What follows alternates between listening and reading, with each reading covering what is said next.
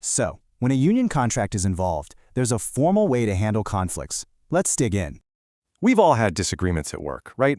But what happens when official rules are broken? Well, there's a formal process for that, laid out right in the contract to keep things fair. It all kicks off with something called a grievance, basically an official complaint. Okay, let's walk through an example. Say an employee gets suspended for a day for being late. The whole thing usually follows 4 steps, starting small and getting more serious as it goes. You can see here how it moves up the ladder. More and more senior people get involved. First up, step 1. It's just a conversation, you know?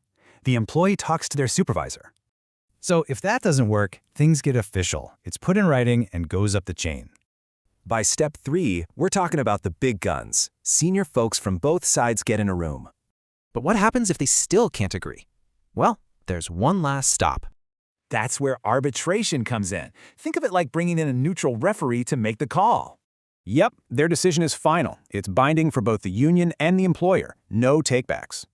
So for our late employee, the arbitrator might say the suspension was unfair. And that's that.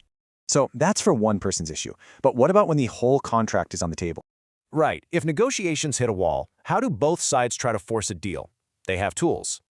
For unions, the big one is a strike. Employees stop working. The company can hit back with a lockout. And it doesn't just stop there. Check this out. Both sides have a whole playbook of tactics. Unions will try things like boycotts and picketing. It's all about applying public and financial pressure. And on the flip side, employers might hire replacements or even move production to keep things running. So from one person's complaint to a full-blown strike, there are formal rules for these conflicts. These are the rules of engagement, right? But it makes you wonder, who do they really protect the most?